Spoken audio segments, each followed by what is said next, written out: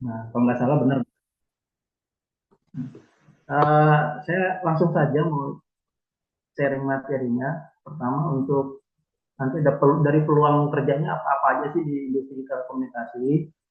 Selanjutnya nanti baru masuk ke materi dan nanti kita praktek sedikit lewat aplikasi dari Google Earth untuk survei uh, fiber optik ini perencanaan dan untuk survei FTTH-nya ya.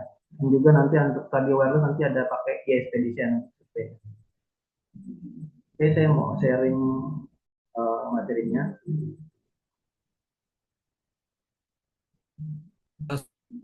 Sudah Sudah Pak, lampu semua sudah. ya, Pak ya.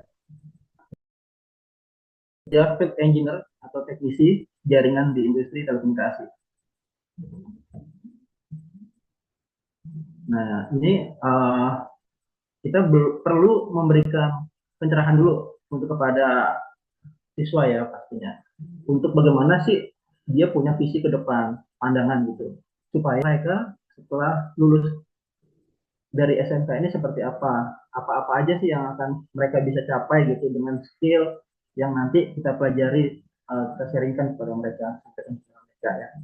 Kalau di perusahaan ada namanya visi, misi, value. Value itu uh, nilai-nilainya ya. Kalau di sini kan di Binet namanya impact value. Impactnya itu integrity, jadi ada juga manners, ada personality, ejang, visi dan misi. Nah, dibilang begitu pun kita kalau kita mau jalan tapi kita nggak punya bayangan gitu untuk menuju kemana, kita nggak bisa nyampe.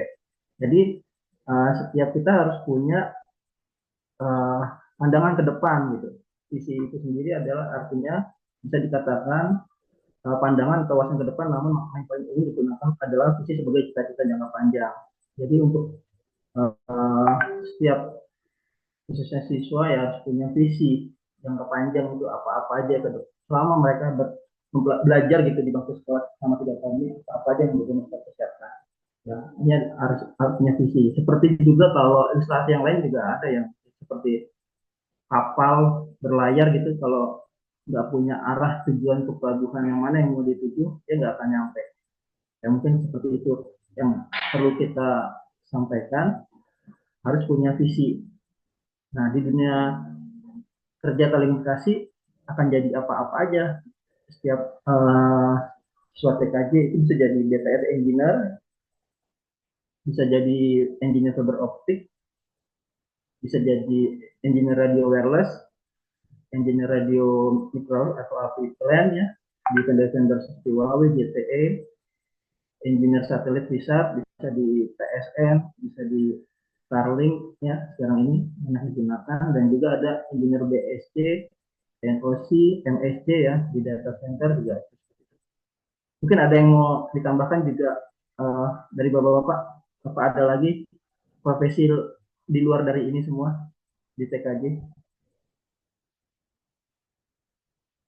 Kita bisa proaktif gitu. Cyber security. Cyber security ya. Gimana kalau punya apa jaringan supaya aman ya. Ya di luar itu juga bisa dari kita, dari yang ini semua ya, bisa jadi warehouse ya, tim warehouse ya. Karena dia sudah tahu nih perangkat-perangkatnya. Saat nanti uh, ada peluang jadi warehouse, mereka juga sudah paham. Biasa bukan jadi warehouse. Seperti di warehouse JTE, Huawei ya, itu banyak orang-orang yang dari lapangan mereka kerja dari awalnya. Oke, selanjutnya vendor-vendor telekomunikasi itu apa-apa aja sih? Nah, kalau kita lihat di sini, kalau untuk pembuat perangkat BTS ada Huawei, Ericsson, Nokia, ZTE, Alcatel ya. Kalau dulu saya masih ada Siemens juga ya, tahun 2004 ke 2005 itu saya awal-awal di telekomunikasi. Tapi sekarang banyak yang udah hampir nggak dipakai lagi karena mungkin harganya sepertinya udah mahal kalau sama yang perangkat Cina ya. Seperti ZTE, Huawei itu cukup murah. Kadang mereka kasih diskon beli BTS 2 dapat satu gitu kan. Sedangkan yang Eropa Ericsson sama Nokia juga ada Nokia Cina sekarang banyak. Itu cukup mahal jadi jarang dipakai. karena jatuhnya perang harga. Kalau nggak perangkatnya murah, agak susah atau paket datanya pasti saya menggunakan. Nah ini juga fiber optik itu perangkatnya banyak di ZTE, Huawei, Yoso ya, OLT, Juniper, Cisco, Mikrotik, ya. Ericsson juga ini mungkin ada ya. Tapi jarang sih. Yang sering dipakai adalah Mikrotik ya kalau kita skala-skala apa ISP. Nah selanjutnya ada radio wireless, sama juga vendor-vendornya apa aja sih, Mikrotik, Cambium, Mimosa. Selanjutnya ada microwave, itu sorry ada wireless tadi, ada microwave juga, microwave itu ada vendor JTE, Terabot, NTC, Ericsson, Alcatel, Huawei ya. Nah, selanjutnya Vsat itu ada Starlink dan lain-lain, ada banyak. Lintas Arta juga eh, sama PSN itu cukup terkenal ya untuk penyedia jaringan Vsatnya di Indonesia ini. Nah, cuman memang sekarang ini sepertinya agak menurun karena memang dahulu kan sering banget dipakai buat ATM ya, di ATM untuk jaringan-jaringan pusat. Tapi sekarang ini banyak yang sudah pakai scan QR transaksinya dari cashless gitu ya. Jadi jarang orang ke ATM. Tapi tetap di apa pelosok-pelosok masih banyak digunakan. Nah untuk tadi vendor-vendor telekomunikasi ini, nah, dari mereka juga banyak mengeluarkan untuk sertifikasinya. Artinya tiap orang yang mau menghandle perangkat ini sudah bisa dikatakan mereka bisa komisioning, bisa setting, bisa uh, menghandle gitu ya. Itu ada sertifikasinya. Sertifikasinya itu seperti contoh kayak Mikrotik ya. Kita ada lihat ada beberapa contoh sertifikasinya. Juniper juga JNCA, Cisco itu juga ada. Kalau di bawahnya ini ada sertifikasi untuk ketinggian yang paling di lapangannya ya. Sertifikasi tenaga kerja ketinggian. Ya, dari sini artinya apa? Kita bisa mempersiapkan bila ini banyak nih peluang-peluang kerja seperti di Huawei, Ericsson, Nokia. Nah, kita perlu mempersiapkan adalah untuk sertifikasinya ini salah satunya juga supaya nanti bisa punya peluang bekerja di seperti ISP operator atau juga di vendor-vendor komunikasi. Nah, jadi kita lanjut. Nah, kebutuhan di bidang industri, contoh peluang kerjanya kita bisa lihat temui di internet ya. Contoh dari Binet gitu kan, apa aja yang spesifikasinya yang diperlukan di dunia kerja dengan industri. Ada uh, contoh pengalaman 1 tahun sebagai teknisi jaringan. Nah, contoh kalau misal di perusahaan atau sekarang ini kan di SMK sudah bisa membangun ISP ya, mini ISP ya, yang kerjasama dengan Binet. Nah, berarti mereka sudah punya pengalaman lulus dari uh, SMK-nya, itu bisa menjadi sebuah pengalaman dari siswa tersebut. Nah, tinggal uh, apa-apa lagi, misalnya ada sertifikasi ketinggian atau sertifikasi yang tadi kebutuhan di vendor tersebut itu perlu dipenuhi juga supaya semakin peluangnya semakin besar untuk bisa masuk ke dunia kerja telekomunikasi ini. Nah, kita mau coba pengenalan sedikit tentang perangkat-perangkatnya. Kalau untuk di telekomunikasi atau seluler, yang seluler, mereka tuh seperti pusatnya tuh ada BEC sama MEC. Ini sistem switchingnya dia. Gimana sih prosesnya dari handphone kita bisa komunikasi dengan handphone yang lainnya gitu ya. Nah, mereka akan lewat namanya BEC dan MEC ini switchingnya. Yang awalnya dari antena sektoral ini ya, terus masuk ke transmisi.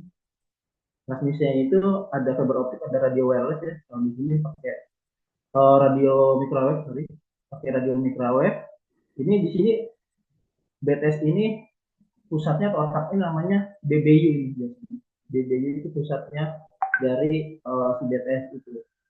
Di BBU inilah terkoneksi juga kabelan radio, biasanya ke IDU namanya atau indoor unit. Nah indoor unit ini nanti dari IDU-nya disetting, di cross connect sampai ke BSC, entah itu lewat 3 atau 5 bahkan hop ya transmisi sampai ke BSC. Dari BSC ini di switching ke MSC.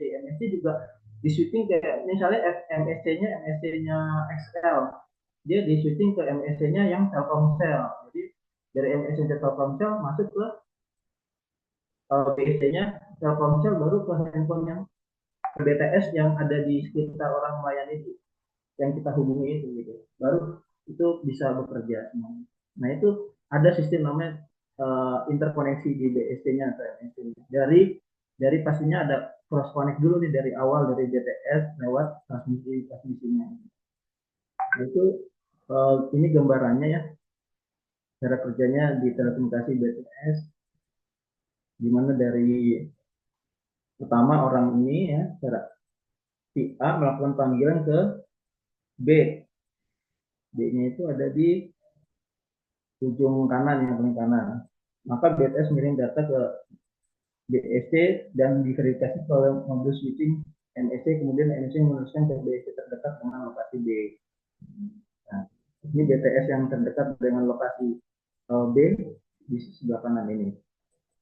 Nah, saat A melakukan panggilan CC, tahapan panggilan juga tetap melalui MSC meskipun berada di satu cakupan BSC. Nah, meskipun ada di cakupan BSC yang dekat, mereka juga harus lewat BSC baru ke MSC, lalu lanjut ke telepon penerima telepon yang selanjutnya. Itu cara kerjanya. Terus tampilan BSC-nya seperti ini. Ini biasanya engineer-engineer yang di lokasi ya, field engineer biasanya yang di lapangan yang nyeting-nyetingnya. Biasanya saat ini dia sistemnya script, tinggal dicemplungin aja ya. Di commissioning cemplungin, nanti tampilan sektorannya seperti ini di bawah ini. Ini biasa ya, untuk yang di komputernya di setting dulu IT-nya, baru login ke BTS. BTS-nya nanti di commissioning langsung muncul tampilannya seperti ini sektoralnya nih. Kalau sektoralnya semua udah bekerja, sudah on air, ini tampilannya hijau. Biasanya kalau nggak belum on air, tampilannya merah, masih ada masalah. Itu sepintas untuk yang di engineer BTS. Nah, untuk engineer fiber optik biasanya agak ada perbedaan ya. Nah, dia lebih kepada perangkat-perangkat sama jalur fiber optiknya ya. Makanya alat-alatnya juga lebih spesifik fiber optik ini. Ada OTDR, ada splicer ya, ada juga OPM ya. Yang sering kali dipakai adalah OPM ya, karena dia harus bagaimanapun harus diukur dulu redamannya sebelum instalasi, sebelum melakukan sesuatu pada jaringan. Nah ini pada saat fiber optik itu ada juga namanya perangkat biasa Juniper atau Cisco ya, ini OLT sampai ke modem. Nanti tim di lapangannya biasanya penarikan ya, melakukan splitting di GB, ODP. Ini pengenalan lapangan fiber optiknya. Nah, pengenalan lapangan untuk radio wireless seperti ini. Bagaimana mereka mau nggak mau di radio wireless harus tidak takut ketinggian, khususnya yang berkaitan sama naik power ini, pemasangan radionya. Karena kalau takut ketinggian, ya malah resiko. Karena pernah ada juga orang berani naik ya, tapi takut turun di radio. Oh, saat memasang radio ini, nah itu akhirnya harus ada tim yang bantu menurunin. Nah ini apa-apa aja yang yang disetting di radio wireless itu secara basic pasti ada ya, itu bisa diterangkan. Contohnya bagaimana nyeting untuk yang sisi bridge-nya gitu. Nah ini harus diberitahu, dan juga uh, penamaan seperti apa, bagaimana penamaannya itu ada yang kita bisa simulasikan saat misalnya kita buat strip, oh nggak bisa, ternyata nggak kebaca, berarti itu tidak boleh menggunakan strip. Untuk penyetingannya sederhana, biasanya lebih kepada ID-nya, sama penamaan, baru bisa terbaca. Nah itu ya, dia ini biasa terdiri dari dua set yang disebut dengan satu hop. Nah ini tampilannya kalau bisa on air kalau di setting langsung ketemu RSL-nya atau RSL-nya. Baru kita masuk ke settingan yang lain seperti setting VLAN, setting IP-nya ya seperti itu. Nah perbedaannya yang tadi wireless dengan perbedaannya untuk yang radio microwave ini kebanyakan yang 3, 8 giga, 13 frekuensi yang berbayar info. Nah ini dia harus penempatan langit ya. Seperti contoh terkoneksi dengan satelit saat koneksi antara Starlink dengan pada layanan. Frekuensi halangan seperti pohon dan lain-lain. Kalau saat awan aja sudah mulai tebal ya, itu bisa latensinya bisa tinggi. Untuk menemukan lokasi dengan area langit terbuka, nah ini contohnya untuk settingannya untuk aplikasi Starlink dan lain-lainnya bisa dibaca. Ini pemasangannya dari Starlink ke router. Kalau yang antenanya di luar, kalau yang routernya di dalam ruangan.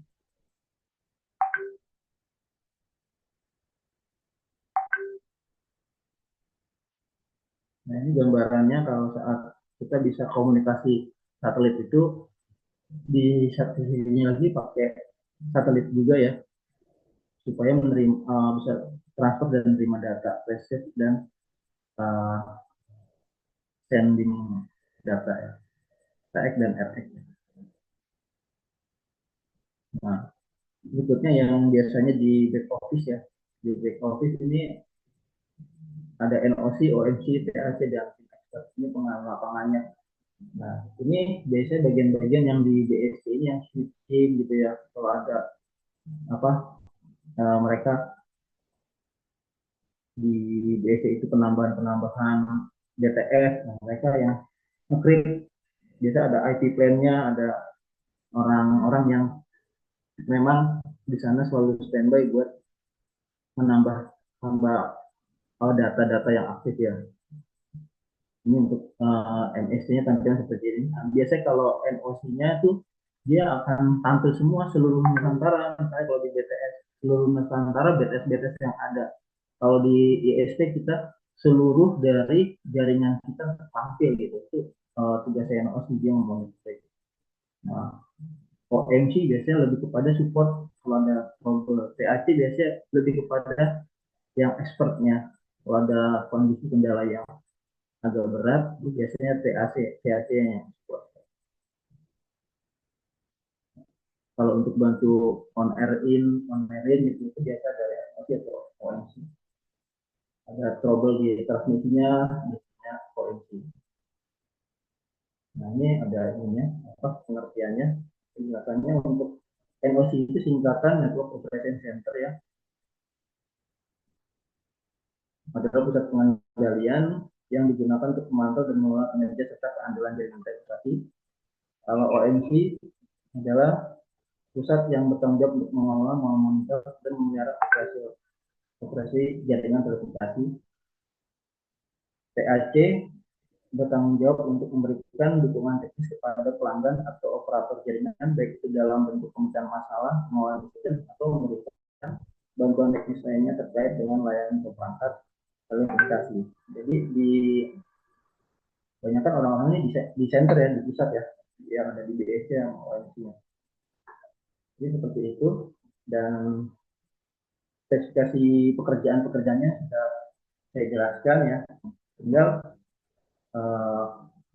mau visinya mau kemana nih misalnya tadinya, apakah menjadi seorang yang expert nanti di dunia fiber optik, di dunia apa jaringan khususnya seperti BSC, MSC ya, yang sehingga yang di data center ya, seperti Cisco, juga ada Juniper ya, yang berkaitan seperti itu. Nah, itu harus dipersiapkan juga dari tiap siswa TKJ-nya. Jadi dari saya untuk materinya untuk yang pengenalan peluang kerja seperti itu.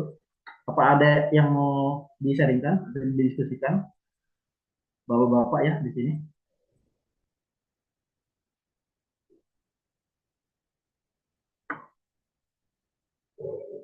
Pak Nandang ada yang disampaikan?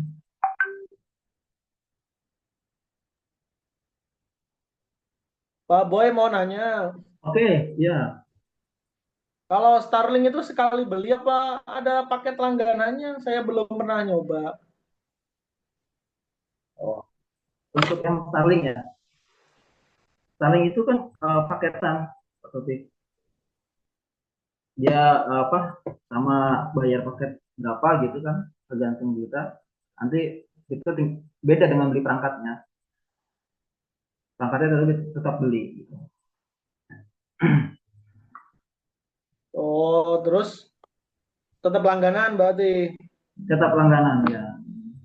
Atau di sini ada yang pernah pakai Starlink? Nah, Bisa sharing juga.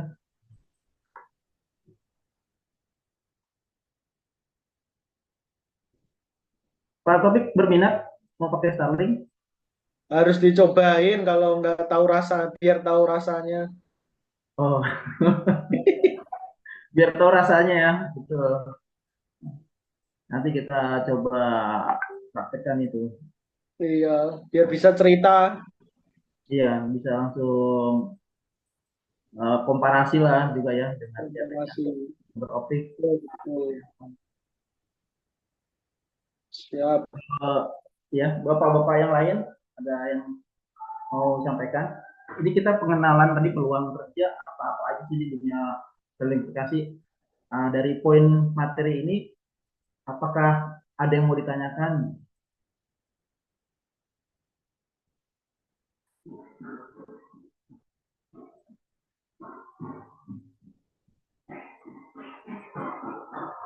Apakah kita lanjut atau sudah jelas atau bahkan belum jelas?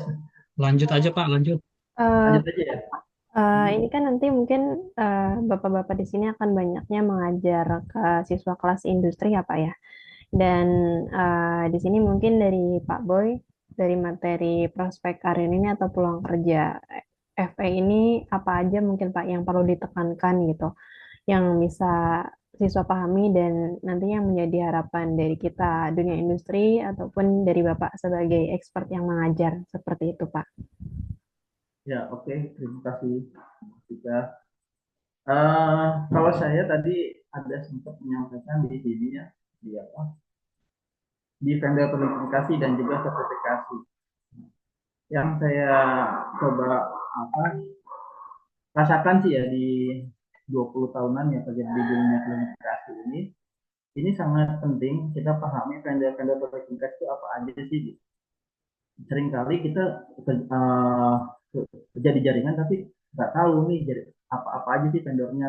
Dengan kita tahu vendor-vendor ini, kita akan tahu juga oh ini peruntukannya untuk ini tuh. Dengan kondisi seperti ini kita akhirnya bisa memahami sertifikat apa sih yang kira-kira paling relevan buat saat ini kita perlu pelajari lebih dalam yang kita punya gitu.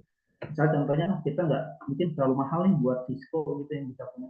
Kita bisa juga cari misalnya yang kelas Juniper gitu. Atau enggak yang MTCNA ya, profit. Jadi uh, ini sih yang penting yang kita tahu.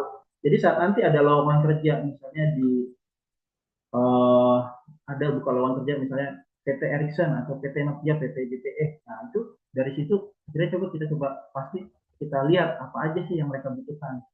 Dari situ akhirnya kita coba bisa memenuhi persyaratan yang dibutuhkan sama dunia kerja itu. Ya. Yang saya lihat sampai sekarang sebenarnya masih banyak ya kalau kita lihat lowongan-lowongan kerja di dunia industri telekomunikasi dan itu banyak juga dari SMK SMK yang dibutuhkan. Jadi biasanya level-levelnya SPV gitu, SPV ataupun asisten manajer ke manajer. Jadi seperti itu sih yang saya lihat. Atau ada insight mungkin atau masukan dari Bapak Ibu yang di dunia pendidikan gitu melihat ini apakah secara ada perbedaan gitu.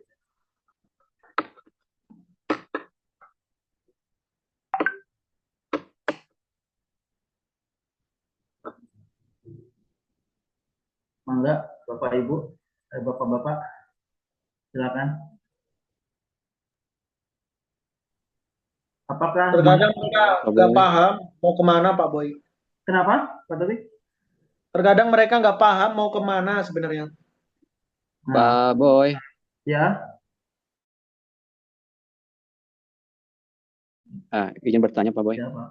Ya, kalau untuk ini ya, ini kan ini harus kita sampaikan ke anak-anak yang di kelas industri ya, Pak Boy ya. Ya, Ya, tentunya kan kita harus ini untuk nih pertemuan awal lah, taruhlah ini kan istilahnya untuk eh, memancing dulu misalkan ini minat anak bahwa oh peluang untuk TKJ itu seperti ini gitu ya, menggiring. Nah, tentunya kalau yang sekarang ini yang kita berada di sekolah ya, karena kita emang kurikulumnya sudah ada ya dari pemerintah, jadi ya jelas berbeda. Kita buat misalkan dengan konsep yang sekarang kelas industri, mudah-mudahan ya harapan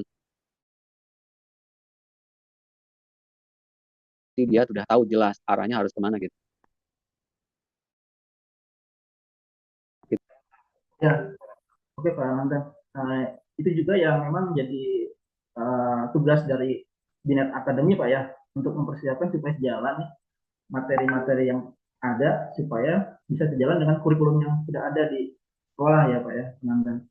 Jadi supaya sama-sama bisa melengkapi lah kalau dibilang. Dan memang menjawab nanti dunia industri itu seperti contoh tadi yang kita lihat lowongan pekerjaan. Seringkali kan meminta pengalaman ya, pengalaman kerja. Dengan adanya seperti mini ISP di sebuah SMK, seperti contoh di Pleret, artinya dari situ sudah bisa siswa tersebut mempunyai pengalaman pekerjaan pastinya. Dan itu salah satu modal juga yang belum tentu punya SMA SMK lainnya. Jadi itu sangat sangat ini sih apa sangat penting juga persiapan seperti itu.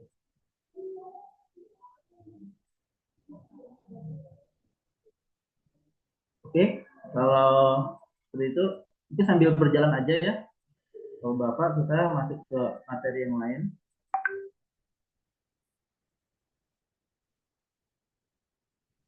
Dan kalau memang ada masukan bisa langsung disampaikan juga ya.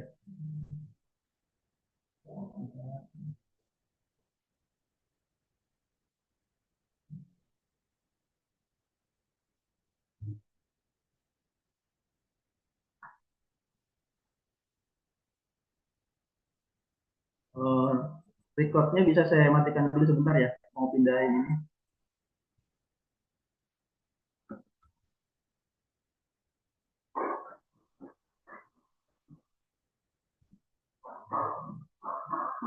Mau pindah materi ke satu yang lainnya. Gitu.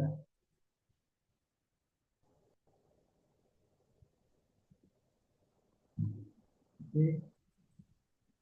Oh ini materi.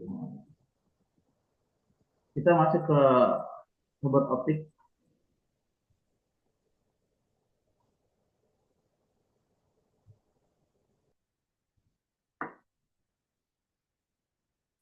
Ini ada apa? Yang saya ya, yang bisa dilihat sendiri. Saya dari awal pas lulus kuliah ya sampai sekarang ya kalau dilihat bekerjanya di dunia telekomunikasi terus. Artinya sampai saat ini pun saya lihat peluang dari anak-anak TKJ pun masih banyak kok di dunia telekomunikasi yang bisa dicoba gitu. Kita masuk ke ininya ke FO, fundamental FO. FO itu fiber optik itu adalah termasuk dari sistem data transmisi yang cukup ini ya apa belum lama lah kalau dibilang awal-awalnya kan kita masih pakai banyak radio ya tapi sekarang ini udah zamannya masuk ke fiber optik. Nah di awal sekali juga dia hanya diproduksi di Jerman fiber optik ini tapi sekarang ini sudah banyak di Indonesia juga yang memproduksi fiber optik ini jadi harganya juga lebih murah. Nah satu core FO sendiri terdiri dari core, threading dan routing. Ini bagian-bagiannya yang pelapis-pelapis dari core-nya itu. Nah, setiap core kemudian diberi warna sesuai warna yang diinginkan dengan tinta khusus dan langsung dikeringkan menggunakan sinar ultraviolet. Ya. Kalau kita mau punya kabel EVO sendiri di Bandung ya, saya pernah ke Bandung itu ada satu rumah industri dia punya gulungannya core sendiri warna merah itu ada 1000 meter di satu gulungan. Itu bisa kita beli, kita tinggal lapisin pakai, kalau punya mesinnya ya, kita lapisin tinggal pakai cladding sama coating, itu bisa kita core-nya ada yang dijual terpisah juga, core-nya doang ya.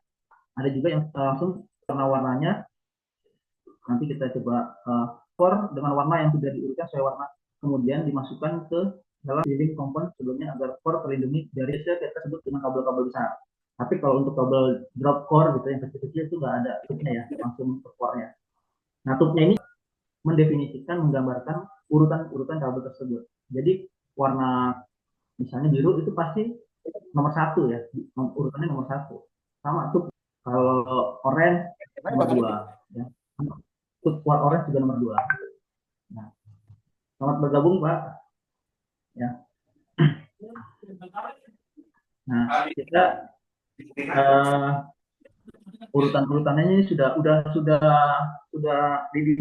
ada standarnya. Jadi selalu itu, misalnya urutan nomor 1 biru, orange 2. Nah, agar tidak ada air yang bisa masuk dalam kabel FO, maka water blocking tape ditambahkan pada dindingnya. Jadi ada lapisannya lagi supaya kabel FO itu tahan sama air ya.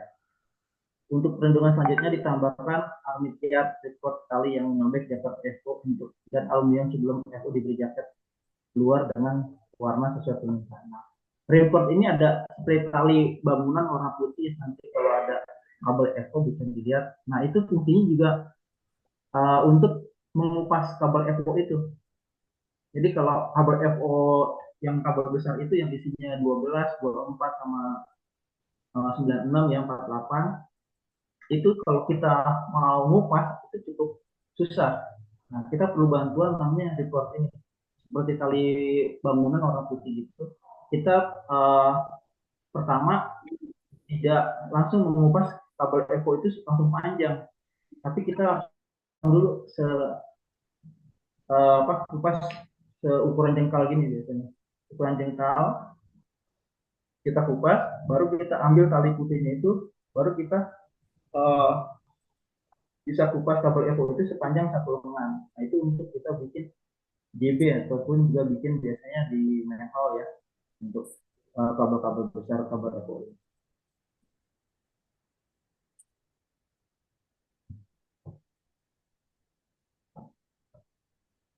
Oke. Nah, ini untuk warna-warnanya ya, baik tub, lapisan luarnya ini tub ya, warna biru, dan juga di dalamnya ada biru, orange, hijau, coklat. Ini berarti core-nya. Kalau kita lihat di sini ada 1, 2, 3, 4 tub ya, ada 4 tub. Nah, lapisannya lagi luarnya itu ada polyester water blocking tape, ada juga aluminiumnya supaya nggak gampang patah core-nya. Ini bagian-bagian dari fiber optik ya, yang kita sering lihat kabel fiber optik itu tebal ya, itu lapisan-lapisannya ada.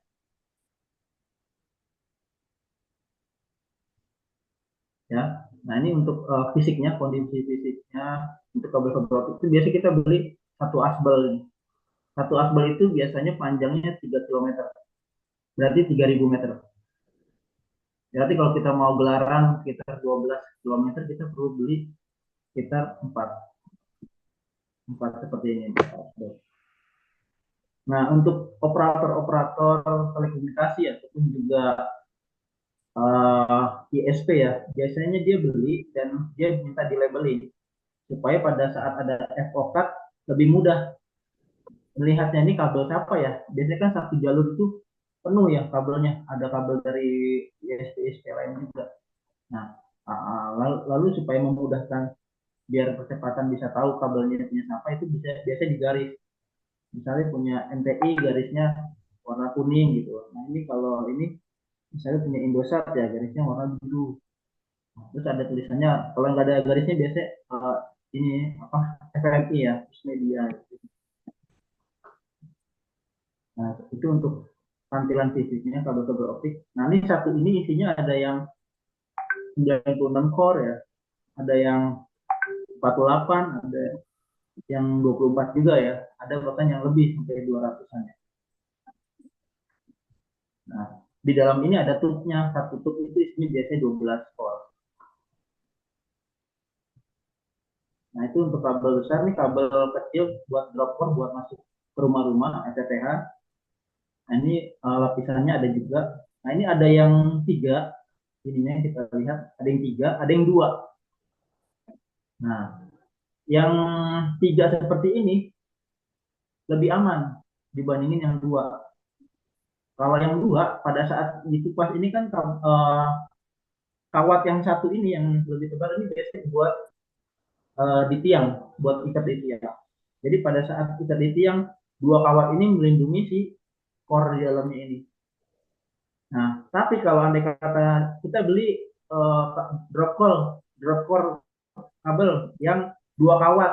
Nah, kalau beli yang 2 kawat kayak gini, biasanya satunya buat diikat di tiang, yang satunya lagi nggak maksimal buat melindungi si core ini. Seringkali malah putus, seringkali bending ataupun juga core-nya pecah. Ini sering kejadian. Jadi lebih aman kalau beli drop core kabelnya yang 3 seperti ini, supaya aman, tidak mudah ada kendala. Kata jaringannya lumayan bisa jangka panjang.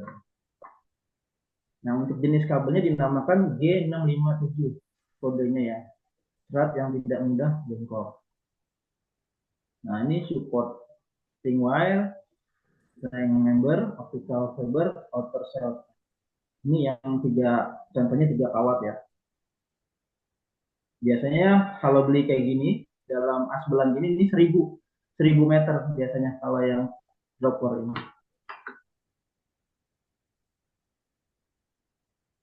Oke, ada kabel besar, drop core, ada indoor kabel. Nah, indoor kabel ini biasanya buat di ini ya, di server ataupun juga ke modem.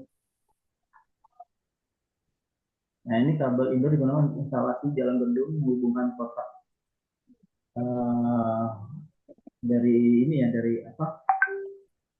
dari kotak yang buat sambungan antara dropper ke server ini, terus nanti ke modem.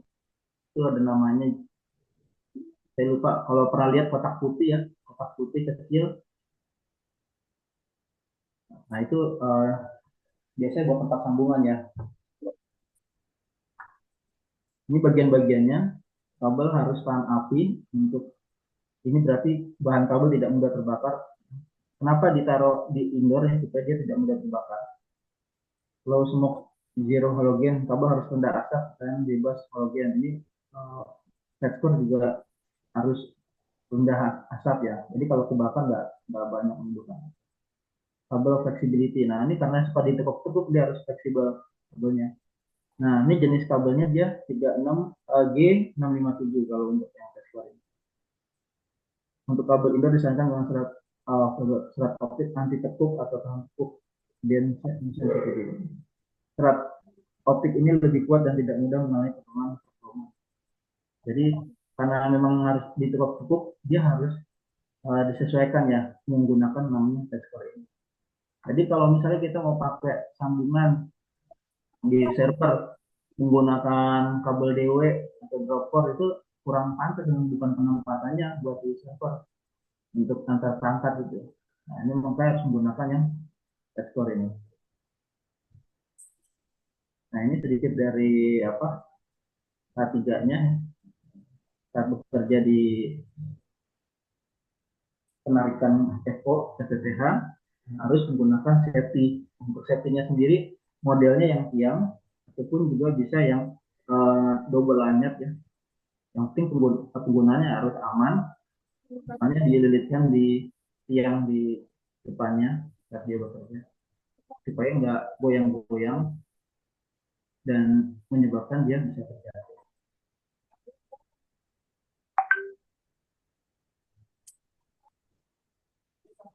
Nah, ini cara penggunaannya sebagai penahan jatuh ya untuk yang alat. Nah, ini untuk pekerjaan yang di ruangan. Kalau tadi di outdoornya, ini di outdoornya juga harus pakai sepatu ya, jangan pakai sandal supaya nggak licin. Nah, yang di indoornya itu juga harus diperhatikan, misalnya masang-masang narik kabel itu jangan sampai ada yang salah injek, karena kalau salah injek bisa mengakibatkan kecelakaan kerja. Ini pernah ada juga contoh orang lagi narik kabel, yang diinjak itu kayu ini, kayu yang di tengahnya, akhirnya apa? Dia jatuh ke bawah. Ada orang lagi di bawah sampai kaget. Itu bahaya.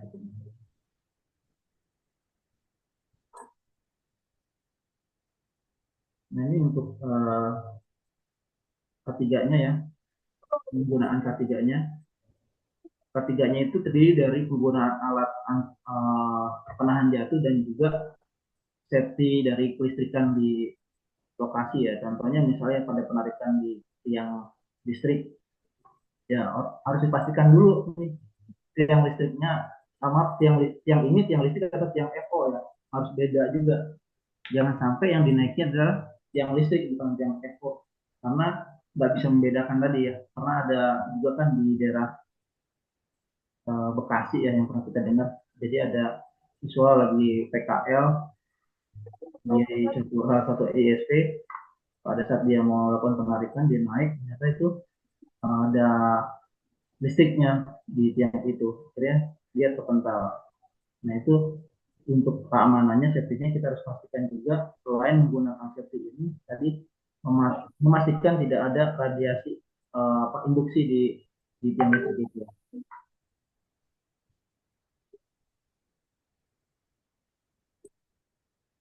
Nah, ini penggunaannya untuk yang safety pemenahan jatuhnya yang sering digunakan pada saat menarikan di outdoor dari tiang ke tiang.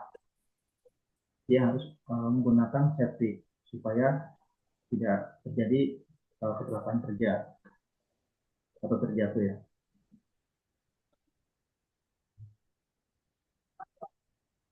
Nah, ini karakteristik umum jenis-jenis kabel fiber optik yang digunakan untuk FTTH. Iya. Ya, tadi seperti yang contohnya kalau kita lihat yang tipe ini apa, tipe drop core, dia G657. G657 berarti dia, nah yang ini ya, ada A1 A2. Nah, ini seringkali dipakai di FTTH. Serat tahan tikungan dengan radius tikungan minimum 10 mm, umumnya digunakan untuk penyambung PGP, DC, GP, pigtail ya, soal dan kabel drop. Nah, sama ya. Ada tipe-tipe atau kodenya untuk yang seperti ini. Nah, ini untuk yang ininya lebih lengkapnya, tipe kabelnya.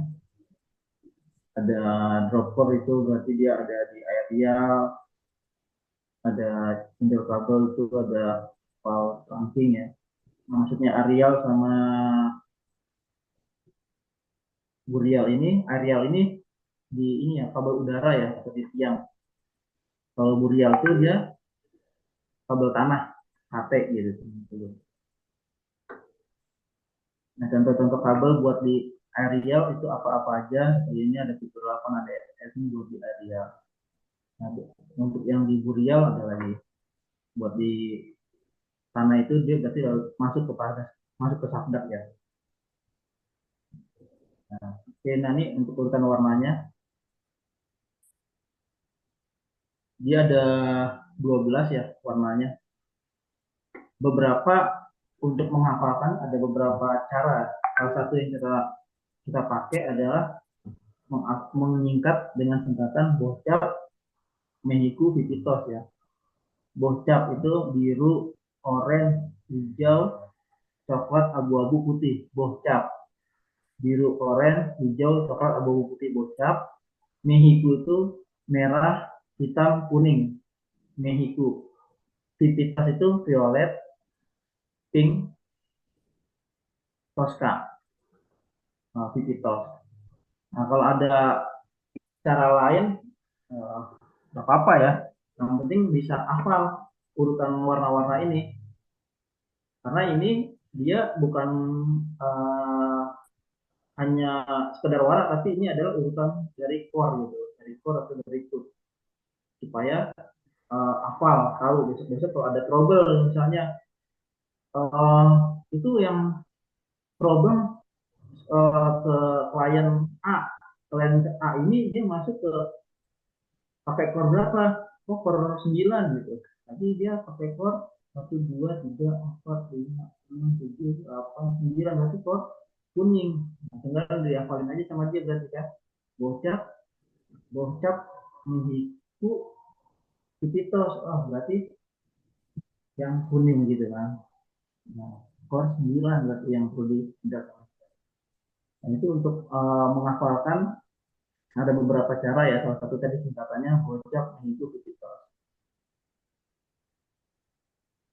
Nah, selain dari fiber optik untuk menghubungkan ke perangkat itu menggunakan namanya konektor. Konektor inilah yang menghubungkan dari fiber optik ke perangkat-perangkat yang handsetnya atau smartphone-nya ya, atau ke modem ya. Konektor ini uh, ada beberapa jenisnya ya, tergantung dari perangkatnya yang menggunakan konektor apa. Misalnya OTB, OTB itu sering menggunakan yang FCPC ya. Kalau ODP menggunakan SC2SC seperti itu. Nah, selanjutnya juga ada adaptor. Ya, adaptor ini biasanya di ODP juga ya. Ini ada di ODP, biasanya SCSC, SC2SC ya. Ada juga yang di OTB ya, yang sering ditemui. Ini ada adaptor, ada juga namanya konektor tadi ya. Nah, setelah itu dari fiber optik itu tadi sudah kita pahami bagaimana sampai menghubungkannya ke perangkat dengan konektor, dengan adaptor. Nanti ada namanya link budget. Link budget itu redaman fiber optik itu sampai ke lokasi itu penurunannya berapa, lossnya berapa. Itu yang dimaksud dengan link budget. Nah, biasanya link budgetnya ada batasnya. Jangan sampai misalnya minus 28 ya. Link budget adalah cara untuk menghitung penguatan dan redaman dari semua parameter yang dibutuhkan untuk membangun suatu jaringan seperti jaringan SSL. Jaringan microwave juga namanya RSL ya. Link budgetnya harus RSL-nya jangan sampai misalnya di atas 80 ya. Kalau di wireless kita uh, di atas 80 aja itu bisa putus ininya apa sinyalnya ya. Nah, di FTTH juga ada link budgetnya. Jangan sampai misalnya 28 itu nanti jaringannya putus ya. Di mana perhitungan dari link budgetnya dapat dimaksimalkan sesuai dari arsitektur jaringan yang akan dibuat. Ya. Jadi jaringan fiber optik punya link budget, radio wireless atau radio microwave juga ada link budgetnya. Nah, ini untuk yang standar-standar ininya, apa penghitungannya. Misalnya ada konektor itu yang tipe PC, dia pakai 2 berarti 0,25 dikali 2. Nah, berarti redamannya 0,50 ya. Nah, nanti kabel FO-nya berapa meter nih ya digelarnya. Terus nanti masuk ke ODP ya. ODP itu tempatnya splitter. Nah, itu sampai ke rumah, ke klien atau yang pemasangan jaringan internet, jangan sampai minus 28. Itu harus dihitung supaya ada kita bisa tahu resultnya jangan sampai di atas minus 28. Ya. Nah, ini untuk contohnya kalau mau menghitung redaman, hitung nilai redaman bila ada kabel EVO sepanjang 9 km dan terdapat splitter 1/4 di ODP dan ada konektor SC UPC 2 buah, juga terdapat sambungan kabel sebanyak 10 spacing pada JB di gelaran kabel EVO tersebut. Nah, coba kita ukur, coba kita hitung tuh dari ini.